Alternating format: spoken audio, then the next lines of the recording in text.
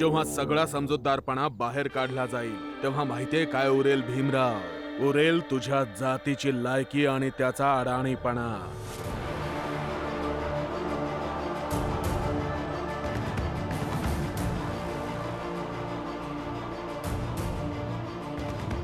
आणि ही लोक तसंच जगत राहतील जसं शतकानुशतक जगत आली आहेत,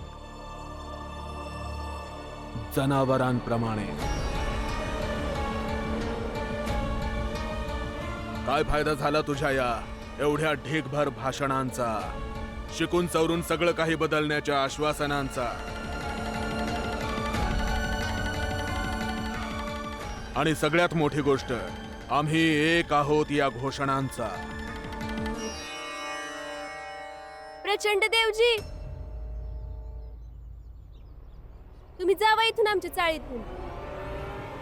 सारखं सारखं कशाला येता रमा, तुम्ही? बोलू देत ह्यांना.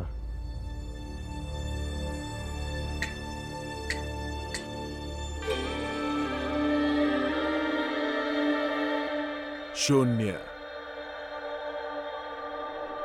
शून्याचा अर्थ माहिती आहे ना तुला? तू आजपर्यंत जे काही केलंस सगळं काही शून्य. तुझ्या सगळ्या समजूतदारीचा परिणाम शून्य. तुझ्या सगळ्या प्रयत्नांची बेरीज शून्य.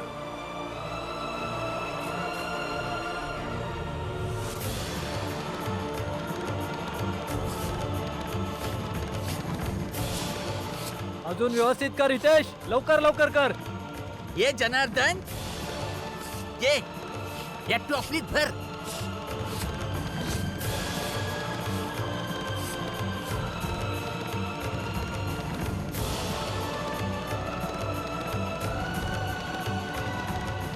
नरोत्तमच्या घरामध्ये जेव्हा तुझ्या चाळीतली लोक काम करत असतील ना, ती फक्त तिथे काम करणार नाही तर तुझ्या सिद्धांतांच्या चिंध्या करतील भीमराव. काय फायदा झाला तुझ्या या एवढ्या ढीगभर भाषणांचा, शिकून सवरून सगळं काही बदलण्याच्या आश्वासनांचा?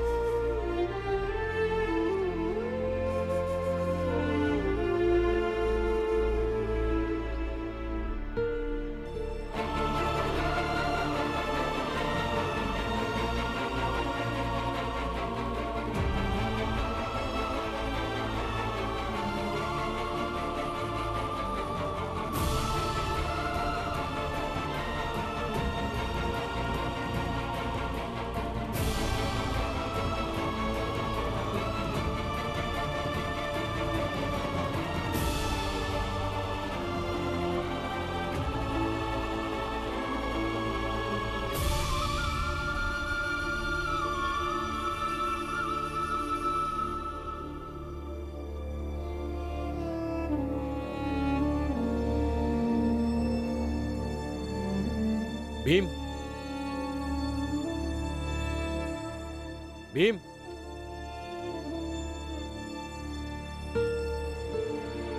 भीम, मला तुझ्याबद्दल समजलं, पण मला हे बी माहित आहे की तू आपल्या जातीच्या लोकांनी चुकीचं करताना नाही बघू शकत. आणि नरोत्तम जोशी जे बी करत आहे ते चुकीचं आहे.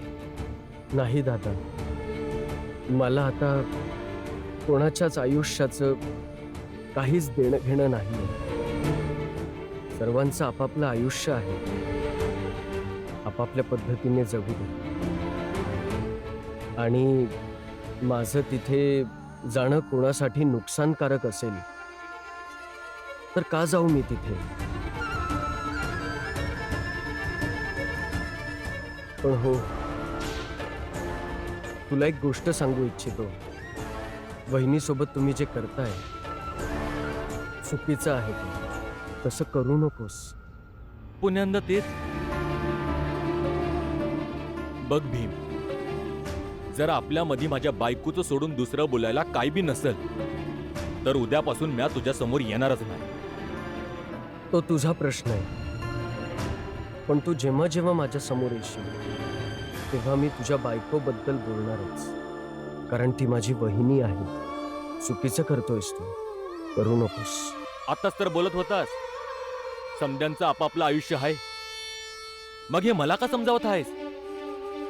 का सांगत आहेस की काय चांगलं आहे आणि काय वाईट?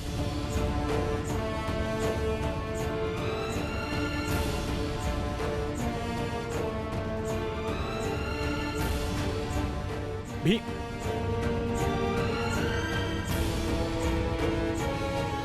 फक्त काहीतरी मार्ग मिळाला हवा. इथनं कुठंतरी दूर निघून जाईल. मुंबईमधनं या समद्यात ना तेव्हा शांती मिळेल मला.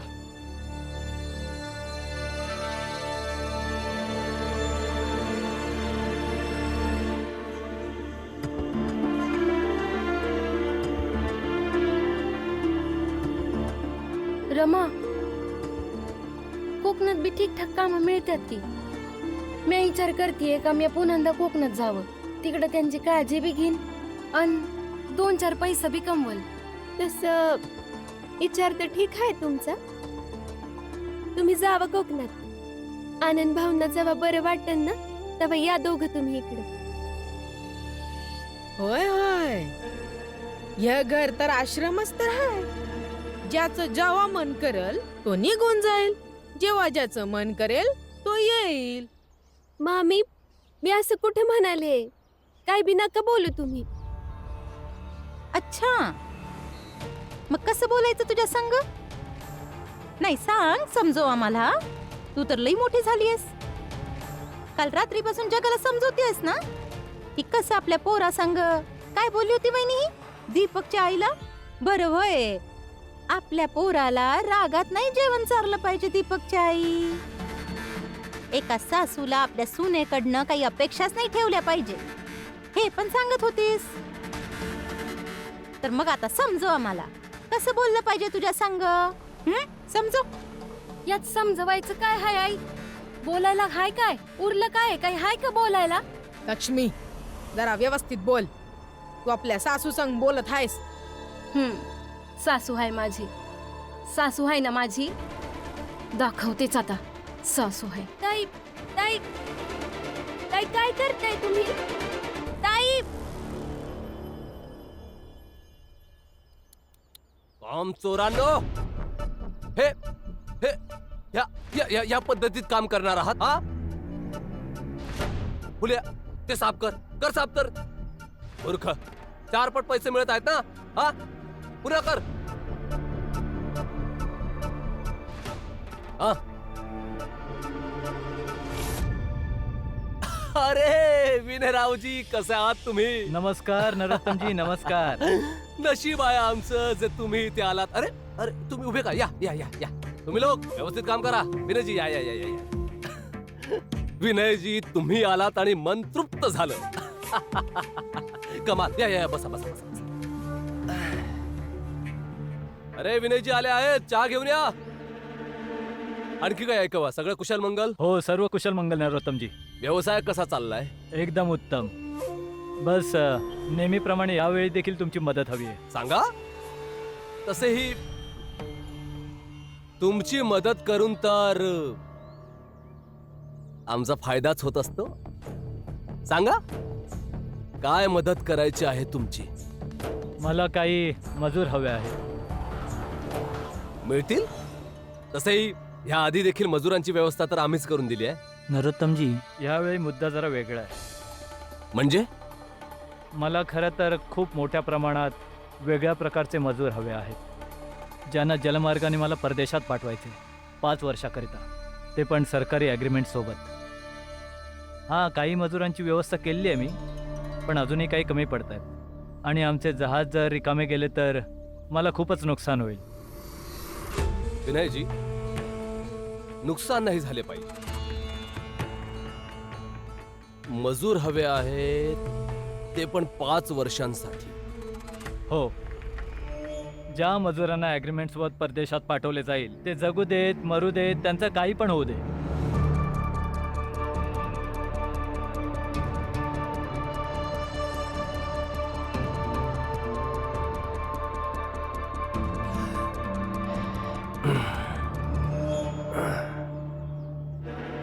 जगू देत, मरू देत, कापले जाऊ देत, नाही तर काही होऊ देत.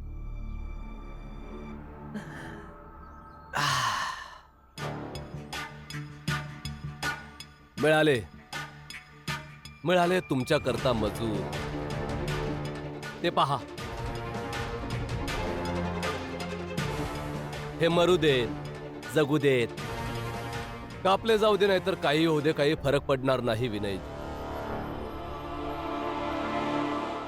लक्ष्मी काय करतेस? हं? माझे पैसे आहेत, सोड सोड. ताई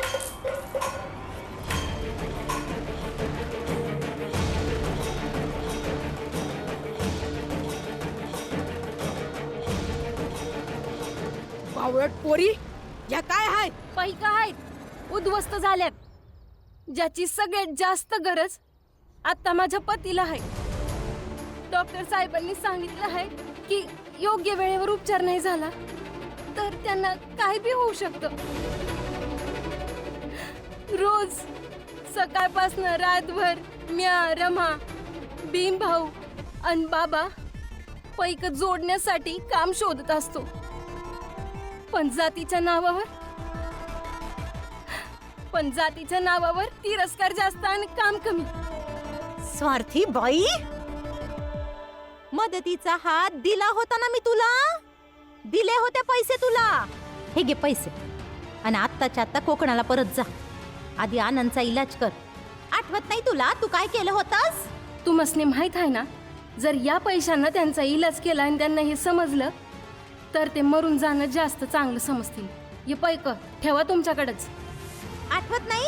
हे असं माझ्या हातात ठेवून गेली होतीस. जर माझ्या पैशांची मदत नको होती मग हात का लावलास माझ्या पैशांना? तर मग काय करू? घेऊ का हे तुमचं पैक? आणि त्या पैकामुळे तुम्ही मला रमा आणि भीमभाऊच्या विरोधात करण्याचा प्रयत्न करत असता ना. इतकी खालच्या पातळीची नाही मी. ते चाळीतले ते असतील खालच्या पातळीची. जावा की जाऊन त्या चाळीतल्या लोकांनी विकत घ्या. त्यांचा सन्मान एवढा ऐकला आहे का ते या पैक्यासाठी भीमभाऊ आणि रमाच्या विरोधात आरामात होती. जाऊन त्यांची प्रतिनिधी बना, माझी नाही. तिची चाळवाली आहेत ना, ती हुशार आहेत, मूर्ख नाहीये तुझ्यासारखी. त्यांना त्यांच्या कुटुंबाची काळजी आहे, आनंदाची काळजी आहे, म्हणून त्यांनी पैसे घेतले माझ्याकडनं. तुला तर तुझ्या नवऱ्याचं काही घेणं देणंच नाहीये. रमान भीमच्या माग माग फिरत असतेस तू. मग बाकीचं काही दिसत नाही तुला? माहित नाही तुला या येळेला तुझा नवरा कुठल्या परिस्थितीत आहे? माहित आहे, माझा नवरा हाय त्यो, आणि मला माहित आहे की ते आताच्या वक्ताला कोणत्या परिस्थितीत आहे.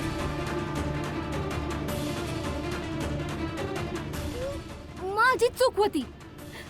एवढ्या वर्षात मी तुम्हाला ओळखूच शकले नाही ओळखू शकले की कशी आई हाय तुम्ही, कशी पत्नी हाय, कशी सासू हाय. एवढंच नाही तर कशी बाई हाय. आणि ही तुमची वहिनी, यांच्यासाठी तर अजून बी मीच तोंडगाळ हाय ना. लक्ष्मी, जिजाबाई, बस बस.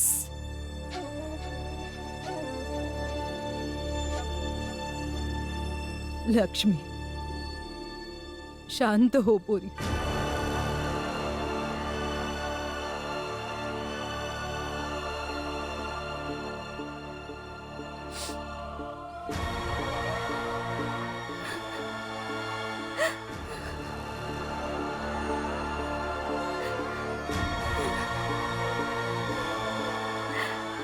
लाचार आहे ना आत्या, तर मग काय पण बोलले तरी तोंडगाळच वाटते. मी कधी बोलले नाही, पण आता हे घर आता घर नाही वाटत.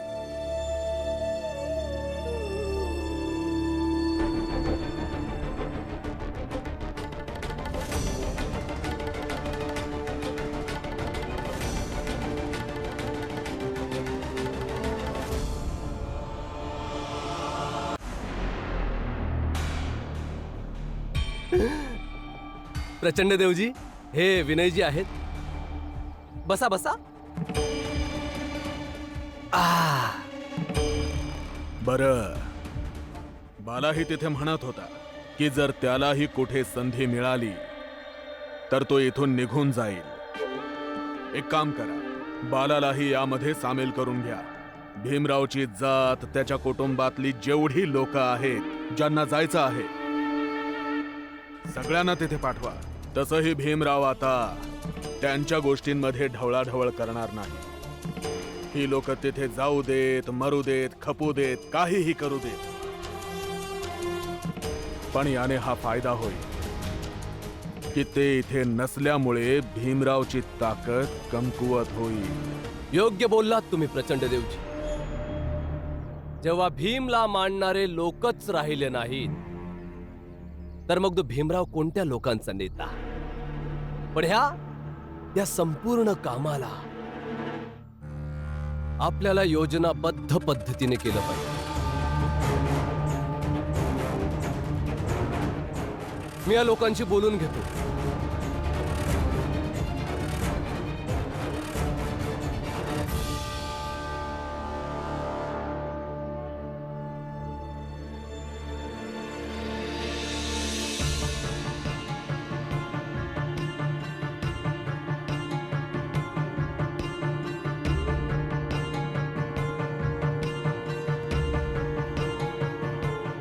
भीमराव, ये. हो.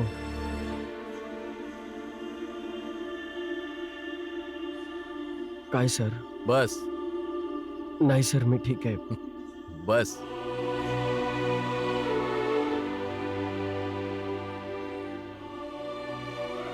भीमराव, मागच्या 18 वर्षापासून मी वकिली करतोय. सुरुवातीला लागोपाठ 17 केसेस मी हरलो आणि एक दिवस खूप दुःखी होऊन मी माझ्या सरांजवळ गेलो आणि त्यांना बोललो की कदाचित मी वकील बनण्यासाठी जन्मलोच नाहीये.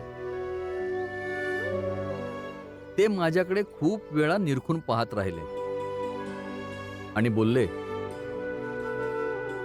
जितक्या वेळेला हरशील तो हे ठरवेल की पुढे जाऊन किती वेळेला जिंकला जाशील. खरं तर जेव्हा आपण जिंकतो तेव्हा आपल्याला मनासारखा रिझल्ट मिळतो आणि जेव्हा आपण हरतो तेव्हा आपल्याला तो अनुभव मिळतो ज्याची आवश्यकता आहे. त्यानंतर देखील मी लागोपाठ 4 केसेस हरलो, पण त्यानंतर जास्तीत जास्त केसेस मी जिंकतच आलो आणि आता तर लोक म्हणतात मी सर्वात यशस्वी वकील आहे.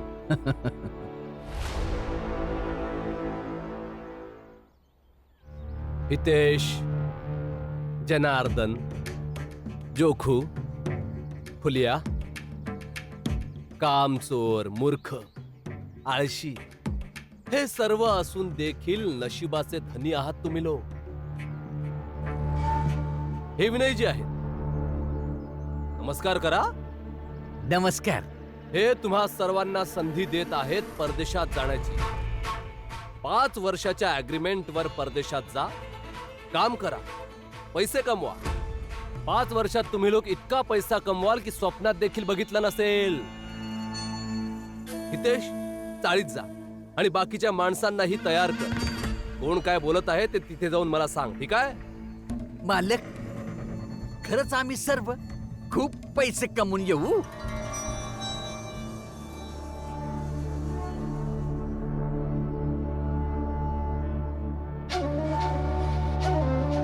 हे घे.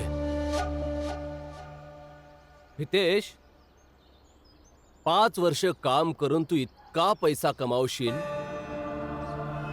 की लाडू भीक म्हणून नाही मागावं लागेल.